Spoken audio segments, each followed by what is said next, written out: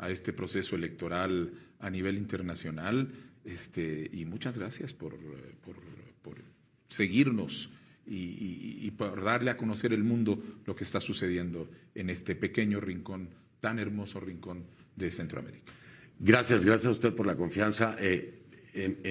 Nos encontramos, por decirlo así, en el camino, usted y yo, en un momento muy álgido, cuando trataban de dejarle fuera de la contienda electoral.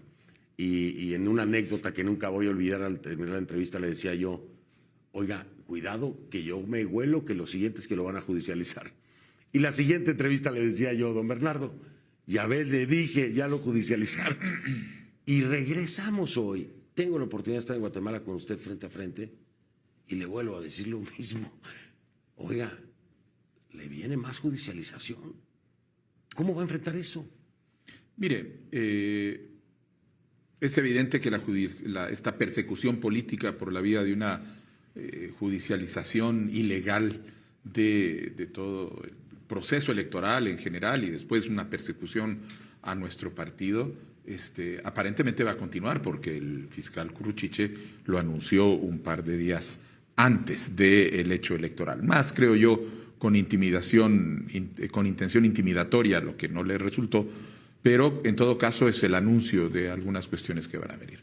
Nosotros creemos que lo que sucede es que ahora la elección, la contundencia del voto y el entusiasmo ciudadano que se volcó a las calles ayer a celebrar una victoria electoral como nunca se ha celebrado en Guatemala, son datos que van a cambiar el escenario y que esperaría yo que hiciera reconsiderar a estos actores. La limitación que tienen la posibilidad de lo que ellos quieren hacer, porque lo que se están viendo es que se están enfrentando a un pueblo que ha recuperado la esperanza y a un pueblo a una sociedad que de pared a pared está claramente posicionada en que lo que quieren es que se respeten los procesos democráticos, en este caso el proceso electoral, que no se interfiera con los mismos, que hay un principio de voluntad popular que debe ser respetado.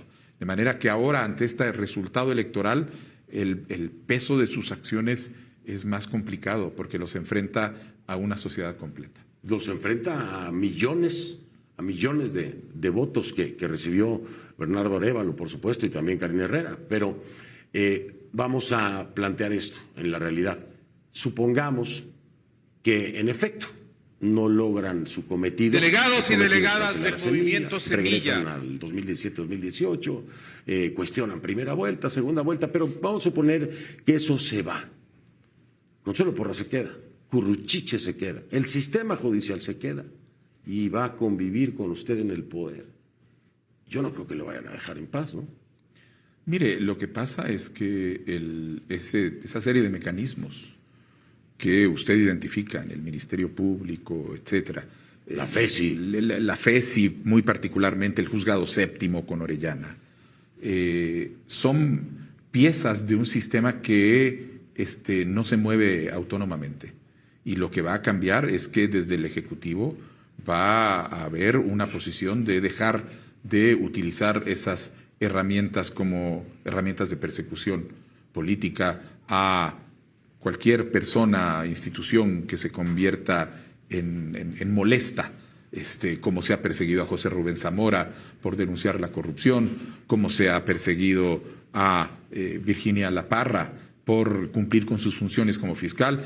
Bueno, tenemos que ya habíamos hablado con usted, Fernando, exilio. El exilio. El exilio guatemalteco hecho de operadores de justicia, gente a la que se ha volcado el sistema. Ayer lo veían, yo no sé si ya le llegaron las imágenes, ayer lo veían en grupo, estaban en un lugar en Nueva Jersey, y tuve también el privilegio de tenerlos a todos ellos festejando su triunfo. Sí.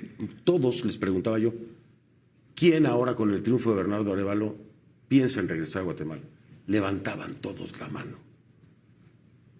¿Van a poder regresar? Pues eventualmente van a poder regresar. Este país está cambiando.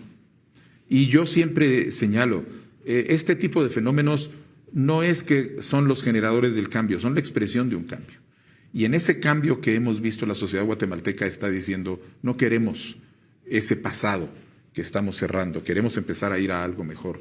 Y en ese futuro de algo mejor hay una recuperación de las instituciones de justicia, de la recuperación de la institucionalidad del Estado en general, que va a impedir que se sigan cometiendo los abusos que se han cometido históricamente y de los que nuestro exilio en el exterior es ejemplo. Eso nosotros no tenemos varita mágica, eso no se va a solucionar de la noche a la mañana. Nuestro arreglo constitucional es republicano, nosotros nos moveremos como organismo ejecutivo dentro. Conoce los jarabes Vic que recubre la garganta, aliviando la tos a partir de 5 minutos. De fuerzas dentro de la sociedad guatemalteca está cambiando. Cambió con esta elección. Es un hecho. Y con este cambio de la correlación de fuerzas va a venir un reacomodo. Hace algunos días, Fernando, leíamos la noticia en la prensa de que esta parte del sistema corrupto que está intentando judicializar y perseguir a Semilla y a otros actores, estaba encontrando problemas porque había jueces que se negaban a aceptar. Ya estaban haciendo resistencia. Que estaban haciendo resistencia. Es decir, no hay, el sistema ha estado controlado por una red, pero no quiere decir que el conjunto de la institucionalidad responda a eso. Y eso es lo que nosotros creemos que va a pasar. Al cambiar esta correlación de fuerzas, van a empezar a moverse las piezas. La gente decente, la gente honrada, se va a sentir menos intimidada y para resistirse a este tipo. También. Y va a haber opciones de salida, exacto. Y de apoyo. Exacto. Entonces hay ahí un escenario de cambio que creo que es el que tenemos que fomentar. Y quería yo aclarar, porque tal vez le sonó raro que dijera virtual presidente electo. Y entonces yo me veo obligado como periodista a tomar la precaución de esperar a la oficialización, dado todo el tema de la judicialización, ¿no? Pero yo no quería dejar de utilizar la palabra presidente electo, porque me parece que es parte del respeto que se debe tener. El virtual es porque necesitamos al TSE que lo diga, ¿sí? Pero cuando veo y pienso en este presidente electo ya tomando posición el 14 de enero y quiere recuperar las instituciones, lo siento, para serlo honesto, en una camisa de fuerza. Porque siendo un republicano, siendo demócrata, pues al respetar la separación de poderes queda en el Ejecutivo. El Legislativo no lo tiene. El Judicial tampoco. Pero tampoco puede trastocar uno o el otro. Desde el frente del Ejecutivo, ¿cómo? Sin romper las reglas de la Constitución y la democracia, ¿cómo lograr reformar instituciones? Ahí hay algo que nosotros hemos estado poniendo sobre la mesa muy claramente. No podemos reducir la gobernabilidad en Guatemala a la relación entre los partidos políticos y los organismos del Estado. Particularmente no en donde los partidos políticos en su gran mayoría son parte de ese sistema de cooptación corrupta que ha asaltado el Estado. De manera que si uno no piensa de otra manera, efectivamente, lo único que se ve es esa realidad de camisa de fuerza que usted señala. Pero si empezamos a meter otros elementos dentro de la fórmula, podemos generar nuevas fórmulas de gobernabilidad. Y aquí viene la sociedad. Una sociedad que ha venido manifestándose claramente diciendo nosotros no aceptamos ya estar en ese juego de la política sucia y corrupta. Queremos empezar a tener otro tipo de relaciones, queremos empezar a participar más. Entonces hay escenarios en donde, y no estoy hablando de escenarios plebiscitarios o de grandes movilizaciones, sino de crear. Ni encuestas a mano alzada, ¿verdad? Ni encuestas a mano, no, por eso le digo, sino mecanismos de participación, donde lo que se logra es generar un ámbito de actores que participan en distintas tomas de decisiones de una manera distinta. Que era lo que me decía antes de entrar al aire, una democracia participativa donde haya momentos, no solamente en la elección, sino momentos durante el gobierno que ese electorado pueda tomar decisión junto con su gobierno, ¿no? Efectivamente, en donde se usen los mecanismos de consulta para ir generando consensos sociales y que sobre la base de esos consensos sociales se empiecen a articular las políticas públicas, ya sea vayan al legislativo, vayan al ejecutivo. De hecho, Fernando, en nuestro programa de gobierno, nosotros tenemos un programa de gobierno que está ordenado en 10 semillas. Sí, lo leí. La semilla 10, si se dio cuenta, todas las primeras 9 son las cuestiones que tenemos que resolver en términos de llevarle salud a la población, construir carreteras, dar educación. La 10ª es la del diálogo. Y donde nosotros decimos, nosotros lo que aspiramos es a, cuando terminemos este gobierno, Karina Herrera y Bernardo Arévalo quieren dejar 4 grandes pactos sociales. Un pacto nacional, gran pacto nacional sobre la educación, un gran pacto nacional sobre la salud, un gran pacto nacional sobre el medio ambiente y un gran pacto nacional sobre el desarrollo. Y trabajar estos 3 años para generar esos espacios de convergencia donde actores que hemos estado divididos porque hemos vivido en esta lógica polarizante que es precisamente lo que le conviene a los corruptos para impedir esa movilización ciudadana, fuera de combatir esa lógica polarizante con mecanismos de articulación que los actores empiecen a conocerse, a entenderse más, a tenerse confianza y a ser capaces de alcanzar grandes consensos que entonces hagan que este país tenga horizontes, estrategias de desarrollo que no sean mi programa de gobierno para estos 4 años, sino que empiecen a pensar esto es lo que deberíamos estar haciendo en 20, 30 años y después cada gobierno lo que hace es aporta su parte dentro de esa estrategia de mediano y largo plazo. Me parece increíble la idea, la entiendo siempre y cuando exista una continuidad de semilla o afín a ese proyecto país,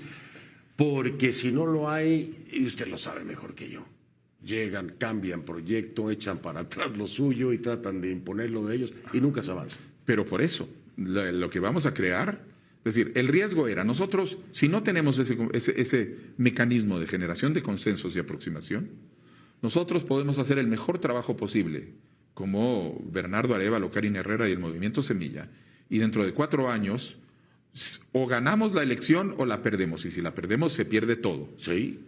Entonces lo que estamos haciendo es, vamos a usar un carril para construir los consensos, de manera que aunque pierda Semilla, lo que haya bases de consenso de continuidad. Es decir, ¿por qué? Claro, porque el convencimiento de otros sectores de que claro, estos son los márgenes, esta es la cancha donde tenemos que jugar. Y dentro de eso, inclusive si no sale mi partido, si no sale otro, hay un consenso, hay un acuerdo nacional. Y eso nos permite ir entonces construyendo el desarrollo como una solución de escaleras. Yo construyo un peldaño y el que sigue construye otro peldaño. Y no lo que sucede ahora, que yo construyo algo y se tira a tierra todo. Bueno, si es que alguien construye. Si es que alguien construye. Pues primero habría que empezar a construírselo. Correcto, sí. correcto. Oiga, le decía pues este diálogo es enriquecedor, es un hombre preparado, pero a usted le cae otro peso más grande también, que es el legado de su padre. Es el primer presidente electo, virtual presidente electo, hijo de un presidente que además es una leyenda. Tiene una doble carga, don Bernardo, tremenda, con el electorado, con un cambio radical, un golpe de timón en el proyecto país y con el legado de su padre. ¿Cómo lo maneja? Bueno, con mucho cuidado y con mucha responsabilidad y con sentido de responsabilidad, no solo hacia el legado de mi padre, sino hacia la ciudadanía, hacia la población guatemalteca. En mi discurso, al cerrar la campaña en el Parque Central, donde se reunió mucha gente, estaba repleto. Yo dediqué unas palabras a mi padre, como no hacerlo, además el partido y toda la gente somos seguidores de esa visión. Y después de hablar y de señalarlo, les decía, les agradezco porque el nombre de mi padre me ha abierto las puertas, me ha abierto corazones, etcétera. Pero yo no soy mi padre. Yo estoy siguiendo su camino y quiero que lo sigamos todos. Pero yo no soy Juan José Arévalo, soy Bernardo Arévalo. Y mi tarea es cuidar su legado, Y a partir de esos principios que él tuvo, yo creo que los principios son plenamente vigentes, buscar con la población guatemalteca, con el pueblo, las soluciones que demanda la historia de Guatemala en este momento. Tenemos que dar un giro de timón. No podemos seguir hundidos en este pantano de la corrupción y de la incompetencia en la que hemos estado durante las últimas décadas. Oiga, yo tengo una pregunta. ¿Por qué uno, cuando hijo, pues platica muchas cosas con el papá y la admiración al padre? Yo quisiera ser un día presidente o no sé. En algún momento habló con él. ¿Se proyectó alguna vez el hijo con su papá a este momento? ¿Lo platicaron? No, nunca, Fernando. ¿No? De hecho, a ver, cosas simpáticas. Mi padre no quería que ninguno de sus hijos se dedicara a la política. No lo quería. Porque consideraba que la política era amarga, era dura. ¿Y lo es? Y lo es. Y entonces trató de orientarnos a todos. Él quería que yo fuera geólogo. Algo realmente bueno, pues sí, alejado. Va a tener que levantar muchas piedras. No, vamos a tener que picar piedras, lo estamos haciendo desde ya. Pero él no tenía una intención, ni ninguno de nosotros, ninguno de sus hijos ha tenido en algún momento la intención de seguir una carrera política. De hecho, yo decido entrar a la política partidaria cuando tenía 58 años. Y desde que yo tenía 25, 30 años, a mí y a mis hermanos las invitaciones a unirnos a partidos políticos, a ser diputados, a ser candidatos vicepresidenciales o más, han sido una constante. Y siempre habíamos dicho, no, nosotros tenemos nuestra vida. Y de manera que no hubo esa decisión. El hecho de que yo me encuentre aquí hoy, electo por el pueblo de Guatemala para gobernar, no es porque hubiera existido un sentido de proyección o continuidad de mi padre hacia mí o de mí, que yo hubiera dicho, bueno, yo quiero ser como mi papá. Claro. Es circunstancias que se van dando en el camino y que son las que nos llevan a este momento. Indudablemente, el nombre de mi padre, claro, la pesa. Historia de mi padre, los principios, el legado, pesan. Y empuja también. Empuja muchísimo. Claro. Yo digo que el nombre de mi padre abre corazones en Guatemala. Ahora, la responsabilidad mía es, una vez que están abiertas, ser yo el que habla y el que establece. Y no descorazonar a nadie. Y ahora cuidar el legado. Claro. Fernando, a mí me dijeron, ¿cuál es su máxima aspiración, precisamente considerando el legado de su padre, que tuvo una presidencia con una cantidad de desarrollos y de construcciones institucionales enorme? Yo lo único que dije es, yo lo que quiero que digan es que no traicionó el legado de su padre, independientemente de cómo lo vamos a construir, cómo lo vamos a hacer, ya con etcétera. eso. No traicionó el legado de su padre, quiere decir que la población considera que efectivamente lo que se hizo fue en beneficio de la población. Sí, claro, si no se traiciona el legado, quiere decir que le fue bien. Si no se traiciona el legado, quiere decir que sirvió a su pueblo. Claro. Pues eso es lo que nosotros esperamos. Efectivamente. A ver, ahora le voy a cambiar de tema. Es que yo me encantan así, soy muy filosófico a veces. Si me toca alguien también me dejo llevar. Entonces voy a ir un poquito más factual. Voy a cambiar de golpe, hablando de legado, porque su contrincante tiene un legado, ¿no? Político. Ex primera dama, Álvaro Colom, después incluso se divorcia para poder participar en las elecciones. La tercera también la pierde, es esta. Pero guardó un silencio ayer. No sé cómo calificarlo, extraño, por decirlo menos. No salió a dar ningún discurso, no concedió, dicen que están en sesión permanente. ¿Qué tiene que decir acerca de este silencio? Y además, espérame, el comunicado, otra vez cuestionando, ¿no? El proceso. ¿Qué el comunicado de las 3 de la tarde. Sí, de las 3 de la tarde. Que cantaba. Ya desde antes cantaba desde antes posible estaba fraude y el escenario, ¿no? Pero ya se cayó. Yo pensé que iba a salir a descalificar, ¿no? A decir, hubo fraude y vamos a pedir, pero ni siquiera eso. ¿Qué piensa? Mire, lo único que puedo hacer es especular razones alrededor del tema, y lo que creo es que el pueblo de Guatemala ha hablado muy claro. ¿Usted cree que fue la contundencia que la cayó? No solo la contundencia, sino no son solo los números, sino lo que sucedió anoche en las calles y en las plazas, con esa expresión popular de júbilo, de celebración, que pues hace evidente que esto no es la victoria de Bernardo Arévalo y el movimiento Semilla. Esto es una sensación de un pueblo que encuentra una salida a una situación y que celebra con las banderas de Guatemala en la calle, no con las banderas de un partido, no con la consigna de un partido, sino como pueblo.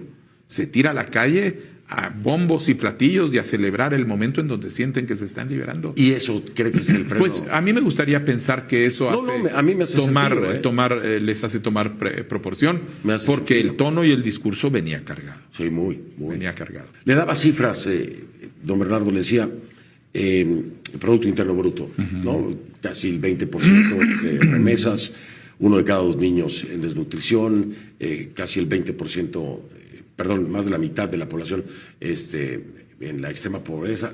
¿Cómo va a mover esos números? ¿Con qué recursos? ¿En cuánto tiempo va a haber un avance? Bueno, yo creo que los avances van a empezar a ser claros, inclusive dentro del primer año, en el sentido de la acción que se va a estar tomando para resolver esos temas. Tal vez vale la pena, Fernando, recordar que el problema que nosotros tenemos es que la corrupción no únicamente desaparece el dinero. No, cobra vidas.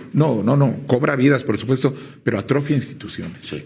Entonces, cuando hay un gobierno de corrupción profunda como el que hemos venido teniendo nosotros, las instituciones ya no hacen lo que tienen que hacer legalmente, constitucionalmente. Entonces no hemos tenido ministerios de salud que realmente se dedican a promover la salud, la educación no es atendida, el Ministerio de Comunicaciones no construye carreteras, y esos son todos los déficits acumulados que nosotros vamos teniendo.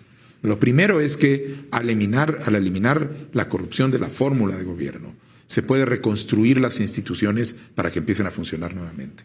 Y entonces los recursos que se tienen son recursos que se invierten de una manera en la cual se pueden empezar a alcanzar esos objetivos, que con gobiernos corruptos no se puede porque no están para gobernar. No llega ni siquiera el recurso. No solo no llega el recurso, no les importa. Se lo roban. Entonces, para empezar. Entonces, nosotros sí sabemos que en Guatemala tenemos una serie de brechas enormes del desarrollo. Los datos que usted ha dado sobre pobreza, podemos hablar de una de las calidades educativas más bajas del continente, una de las coberturas de salud más precarias de toda América Latina.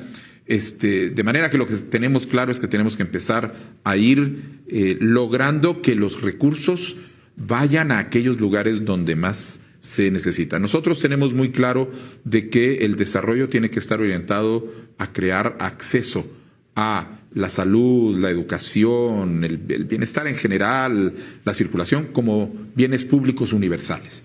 Todos los habitantes del país, indistintamente, tienen que tener acceso a ellos. Ese es el horizonte. Pero para poder empezar a construir cómo llegar hasta ahí, tenemos que ir a los que están más necesitados. Los que están más necesitados hoy son las personas que han sido abandonadas históricamente por los gobiernos sucesos, que están concentradas en las zonas donde hoy tiene mayores niveles de desnutrición. Son las zonas donde hay mayores niveles de pobreza. Son las zonas de donde salen los mayores niveles de migrantes del país. Porque sencillamente no hay nada que hacer. Entonces ahora lo que vamos a hacer es agarrar los recursos y vamos a empezar a construir carreteras secundarias en esas zonas. Hay 3 grandes zonas del país donde se concentran estos bolsones de pobreza y abandono. El altiplano occidental, las Verapaces y el corredor seco. En nuestro plan de gobierno, la inversión en infraestructura se va a hacer muy especialmente en esas 3 zonas. Y de esa manera se va a empezar a generar empleo, se van a generar mayores oportunidades, uniendo, por supuesto, planes con otro tipo de programas como programas de apoyo al agricultor, programas de crédito, y entonces vamos a empezar a llevar desarrollo a donde nunca ha existido, donde nosotros tenemos población que ni siquiera es parte del ciclo económico. Y entonces hay que ayudar a que esa población que hoy está en economía de subsistencia, en agricultura de subsistencia, pase a agricultura productiva. Dígame algo, yo veo, no solamente en Guatemala, en muchos otros países, hay una centralización, ¿sí? Son gobiernos descentralizados, dicen, pero finalmente todo se concentra en las capitales. Los candidatos van a todas estas zonas rurales en bolsones de pobreza cuando necesitan el voto, después desaparecen. Pero además, don Bernardo, usted, progresista, aquí hay clasismo. Hay un clasismo terrible en la región. Totalmente. Y el indígena es menospreciado. Y no acabamos de aceptar que nuestros países son de origen indígena. Y no acabamos de aceptar que son la fuerza productiva. Y no se les incluye, se les denosta, se les humilla y se les trata fatal. Y eso se ve aquí, en México, en Colombia, en todos lados. ¿Cómo lograr esa conciencia y sentir o crear el orgullo de nuestro origen? Porque parece que se avergüenzan muchos de estos de las élites en que haya un indígena dándole vida a su país. Bueno, eso pasa por precisamente tener gobiernos que al ver el Ministerio de Educación no están viendo exclusivamente la oportunidad de generar mayores capacidades para lectura, escritura, matemáticas o en niveles superiores para algunas profesiones, sino que entiende que la labor del Ministerio de Educación es precisamente la de crear ciudadanos. La educación lo que tiene que hacer es la gran apuesta al futuro para construir a las personas que el país necesita. Y esto requiere un trabajo que vaya cultivando y desarrollando valores, que es lo que históricamente se ha abandonado. Sin ideologización. Sin ideologización, desde un sentido de nación. ¿Cuáles son los valores que vamos a poner nosotros sobre la mesa en términos de esta idea de nación que nosotros tenemos? Guatemala se habla de los 4 pueblos. Bueno, ¿qué quiere decir 4 pueblos cuando una nación diversa culturalmente, cuando sabemos que somos una nación? Exacto. Y que caminamos juntos? Claro. ¿Cómo la vamos a integrar? Exacto. ¿Cómo vamos a ir llevando cómo vamos a resolver todas estas desigualdades que son el resultado de procesos históricos? Exacto. Resolviéndolos de una manera que sea armónica y que nos permita avanzar hacia el futuro, librándonos de eso y no generando más conflictividad. Y ese es el reto. Hay que hacerlo desde el desarrollo, hay que hacerlo desde la educación, hay que hacerlo desde la salud. Y hay que empezar a integrar a los elementos. Nosotros, por ejemplo, estamos muy interesados. Desde ningún frente usted va a dividir clases sociales, ¿no? O sea, su narrativa no va a ser como la de Andrés Manuel López Obrador, por ejemplo, que ha dividido al país. Terriblemente. Los fifís y los...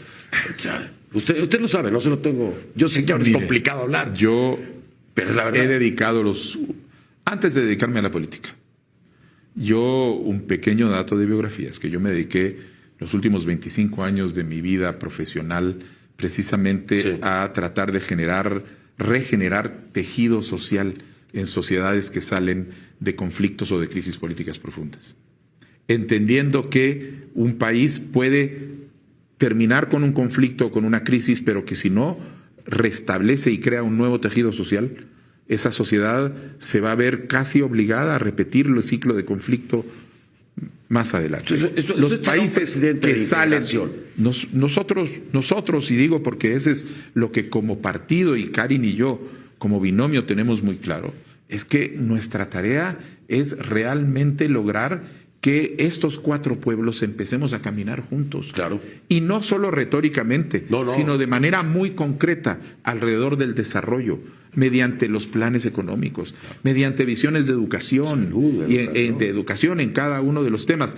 Y no tenemos que pensar en grandes soluciones retóricas, sino en cuestiones prácticas. ¿Cómo integramos a la sabiduría indígena de los pueblos originarios en temas médicos, que son los únicos que han estado en comunidades ante la ausencia del Estado, solucionando los problemas de salud, las comadronas, los terapeutas indígenas? ¿Cómo los integramos a un servicio de salud para que ese servicio de salud en esa comunidad sea todavía más propio? Claro, y que se puedan profesionalizar, ¿no? Y que tengan el reconocimiento por parte del Estado de que cumplen una función en prevención de la salud y en mantenimiento de la salud. Bueno, y ese tipo pueden ser pequeñas cosas, pero si las empezamos a construir una por una, bloque por bloque, vamos a ir generando no únicamente los resultados concretos, sino la conciencia de que eso puede ser realizado y que podemos empezar a trabajar en unidad. Cuando usted sea presidente y hasta el término de su mandato, ¿siempre me va a dar entrevistas, sí o no? Sí, le voy a dar entrevistas. Siempre. Sí, le voy a dar entrevistas. Digo, a ver, eso de siempre, si me las pide cada día, tampoco, ¿no? No, digo, siempre en el transcurso. Sí, claro. Aunque sea tensa, aunque la cosa esté complicada. Mire, en general, yo creo fundamentalmente en la libertad de prensa. Y creo fundamentalmente en la necesidad de informar y comunicar. A veces las comunicaciones pueden ser complicadas y los temas pueden ser duros. Mientras haya respeto, todo está bien, ¿no? Pero, sí, correcto, pero pues creo que es responsabilidad de un gobernante que acepta autoridad el tener la capacidad de venir y dar explicaciones alrededor. O sea que aunque la cosa se ponga fea, a mí ya me dijo que sí me va a dar y ya quedó grabado, pero que la cosa se ponga fea con la prensa, usted no va a callar, a perseguir, a amedrentar, a atacar. Eso seguro, no. Eso por una cuestión de principio. Es decir, yo me he pasado mi vida considerando que los ataques a la prensa y a la libertad de expresión son uno de los principales males que tienen nuestros países. En la medida en que lo que reflejan es esas tendencias autoritarias, no me voy a poner a practicarlas yo. Ok, queda. Tigo, la red más grande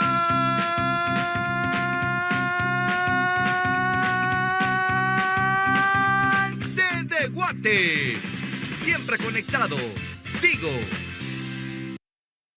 Queda sentado entonces. Sí, ¿no? No, bueno, pues porque luego ya ve cómo les ha ido a mis colegas por acá los últimos no, tiempos. Sí, y yo siendo diputado ¿Usted del lo sabe? Congreso, totalmente ¿Es el no. caso de Zamora? Y yo he estado enfrente en las protestas públicas contra el gobierno y contra el aparato de justicia por el encarcelamiento de Zamora. O sea, yo no he estado yo no sé, de lado. No, y usted me lo dijo en el programa. Ahí he estado Yo se lo presente. pregunté y de frente Sí. me dijo, es una persecución lo de Zamora. Me lo dijo Totalmente, en el programa. totalmente.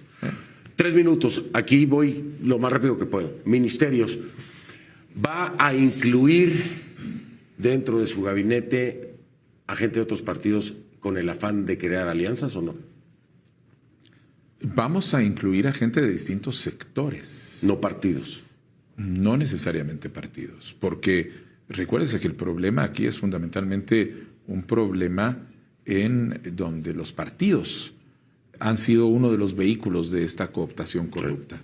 Nosotros lo que tenemos que hacer es ampliar y ver hacia otros sectores.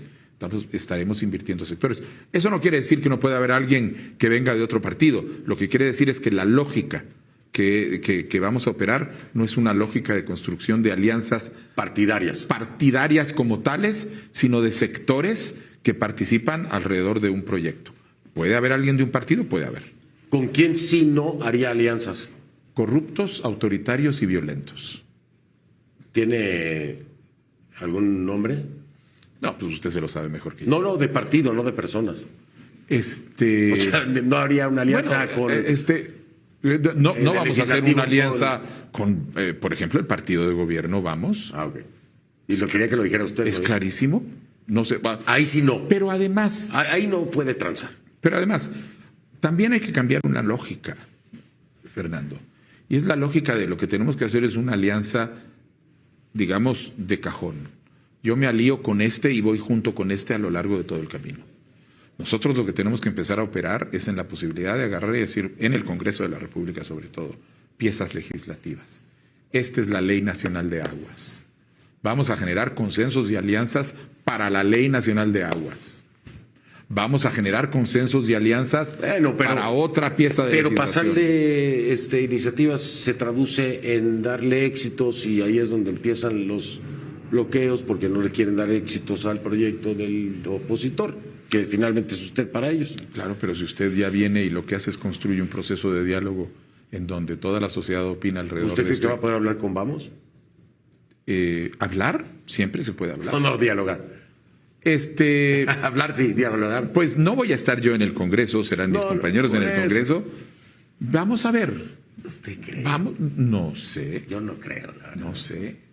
Ya la verdad se ríe. Oiga, le quiero decir, ya me tengo que ir, le quiero decir que estoy honradísimo de que, ¿será que, oye, Julián, ¿nos autorizas una tomita? ¿Se puede una tomita? ¿Nos autorizan ustedes una toma lateral? ¿Sí? Y me la regala Rafi para despedir esto porque es maravilloso. Está la familia aquí del presidente electo Bernardo Arévalo. Ahí están sus hijos, sus hijas y la maravillosa primera dama con la que tuve el honor de platicar hace un minuto. Gracias por acompañarnos en esta entrevista. Me tomé esta libertad, pero esta es una imagen familiar hermosa que deben de conocer. Está toda su familia aquí tras bambalina, apoyando al presidente electo. Qué linda familia que lo acompaña está en esto. No, es hermoso. Es lo que le da a uno la fuerza para Y es seguir importante adelante. mostrarlo, ¿no? Porque ¿No? el hombre de familia también tiene otros valores y principios para el país. Bueno, ahí estamos en esa lucha. Oiga, mil gracias. Le Fernando, agradezco un mucho. gusto. Se nos quedó mucho por platicar, pero ya no, nada más me dan una hora en CNN, si no nos echamos dos. Muchas felicidades. Fernando, Y muchas gracias. Encantado. No le falle, Y gracias. por favor. No les falle. No le voy a fallar a nadie. Prométamelo. Yo lo que le prometo es que le vamos a cumplir al pueblo de Guatemala lo que le hemos prometido. Nosotros estaremos ahí con el esfuerzo que hemos dicho y demostrando que sí se puede hacer política distinta en este país. Con que no les falle, yo con eso me doy por bien servido. Muchas Fernando. gracias. Gracias.